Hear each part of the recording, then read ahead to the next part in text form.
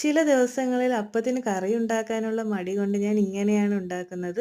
അപ്പത്തിന്റെ മാവിൽ കുറച്ച് തേങ്ങ തിരുമ്മിയിടും. അതിനുശേഷം കുറച്ച് ഉപ്പും സോഡാപ്പൊടിയും കൂടി ഇട്ട് നല്ലതുപോലെ മിക്സ് ചെയ്ത് അപ്പച്ചട്ടിയിൽ കുറച്ച് വെളിച്ചെണ്ണ ഒഴിച്ച് ഒരു 1½ തവിയോളം മാവ് ഒഴിച്ച് അടച്ച് വെച്ച് നല്ലതുപോലെ വേവിച്ചെടുക്കും.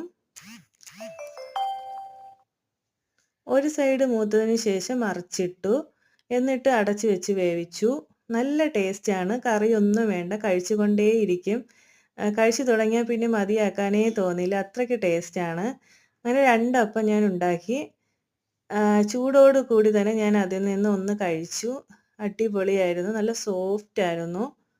തൊടുമ്പോൾ തന്നെ അറിയാം നല്ല സോഫ്റ്റാണ്. അതുപോലെ തന്നെ നല്ല ടേസ്റ്റുമാണ്. ആ തേങ്ങയുടെയും എണ്ണയുടെയൊക്കെ ടേസ്റ്റ് അടിപൊളിയാണ്.